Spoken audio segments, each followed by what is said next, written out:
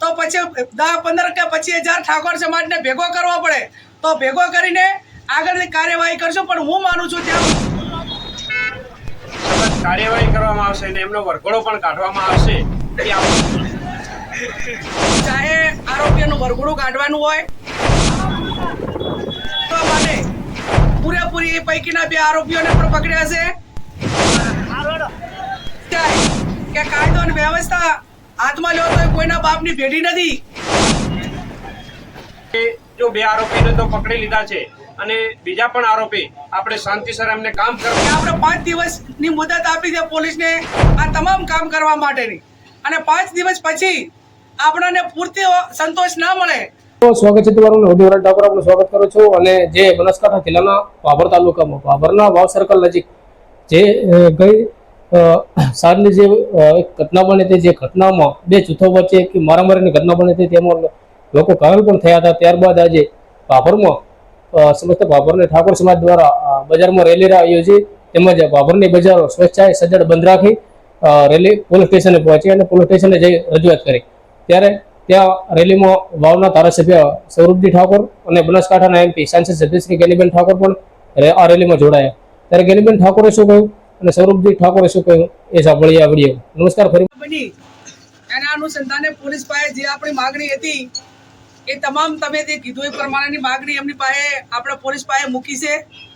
એમની આપણને પૂરેપૂરી ખાતરી આપી છે ચાહે આરોપીઓનું વરઘોડું કાઢવાનું હોય, અહીંયા દારૂના કે જે અડાઓ છે બંધ કરવા માટેની વાત હોય, દીકરીઓ ગામડામાંથી ભણવા આવે એની સુરક્ષા માટેની વાત હોય કે જે લોન કોઈ પણ ડિપાર્ટમેન્ટમાં લીધેલી હોય અને એની ઉઘરાણી નિયમ પ્રમાણે જે તે એજન્સી એ પોલીસ પાસે કરાવે એ રીતની વાત હોય। અને બીજું જે આ ગઈકાલે જે ઘટના બની એના અનુસંધાને પોલીસ પોતે કામ કરવા માટે અને આરોપીઓને પકડવા માટે પૂરેપૂરી પૈકીના 2 આરોપીઓને પણ પકડ્યા છે અને જે આજ સુધી કોઈ કાર્યવાહી નહીં કરી હોય એવી પોતે પોલીસ આપણી સૌની લાગણીને માગણીને ભાભરનો કાયદો અને વ્યવસ્થા કથળે નહીં અને એક મજબૂત મેસેજ જાય ને અસામાજિક તત્વોને એનો મેસેજ જાય કે કાયદો અને વ્યવસ્થા હાથમાં લ્યો તો કોઈના બાપની ભેડી નથી, કાયદો કાયદાનું કામ કરશે એ રીતે પોલીસે આપણને પૂરેપૂરી ખાતરી આપી છે। તો હું વિનંતી કરું ઠાકોર સમાજને કે આપણે 5 દિવસની મુદત આપી છે પોલીસને આ તમામ કામ કરવા માટેની અને 5 દિવસ પછી આપણને પૂરતી સંતોષ ના મળે તો અમે જવાબદાર આગેવાનો આવીને એની ઉઘરાણી કરશું અને એ પણ નહીં થાય તો પછી 10, 15 કે 25,000 ઠાકોર સમાજને ભેગો કરવો પડે તો ભેગો કરીને આગળની કાર્યવાહી કરશું। પણ હું માનું છું ત્યાં સુધી પોલીસે ખાતરી આપી ત્યાં સુધી પ્રમાણેની કોઈ નોબત નહીં આવે એવો મને પૂરો પોલીસ ઉપર અને અહીંના બધા જ જે તપાસ અધિકારીઓ ઉપર આપણે અત્યારે વર્તમાન પરિસ્થિતિના આધીન એમના ઉપર ભરોસો રાખીએ છીએ। અને બીજું કે હમણાં જ સમાચાર મળ્યા હતા કે આપણે બધા આવ્યા પછી હાઈવે ઉપર કોઈ ધમાલ કરતા હતા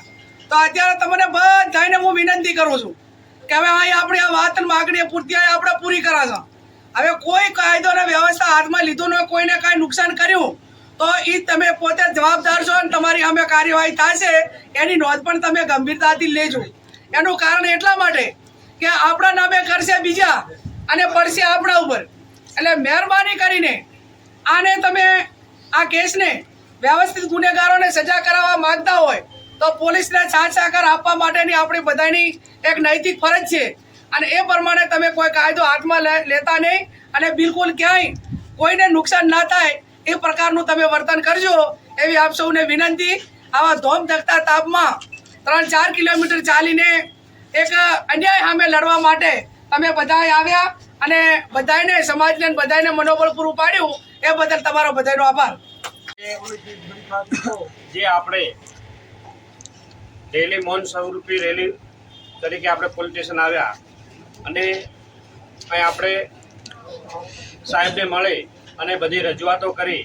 જે અસામાજિક તત્વોએ જે હુમલો કર્યો છે અને એમના માટે જે આપણને ન્યાય મળે એના માટે તમામે તમામ બાંયધરી આપી છે કે તમામે તમામ ગુનેગારોને પકડવામાં આવશે અને તમામે તમામને સખત કાર્યવાહી કરવામાં આવશે અને એમનો વરઘોડો પણ કાઢવામાં આવશે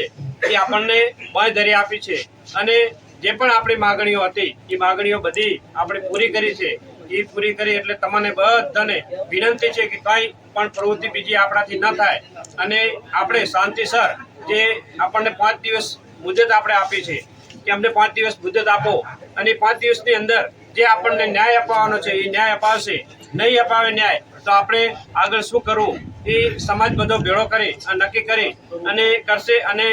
તંત્ર ઉપર પૂરેપૂરો વિશ્વાસ છે કે જો 2 આરોપીને તો પકડી લીધા છે અને બીજા પણ આરોપી આપણે શાંતિસર એમને કામ કરવા દેશો તંત્રને તો એ આરોપી પણ આપણને પકડી દેશે અને એ પણ પકડાઈ જવાના છે. અને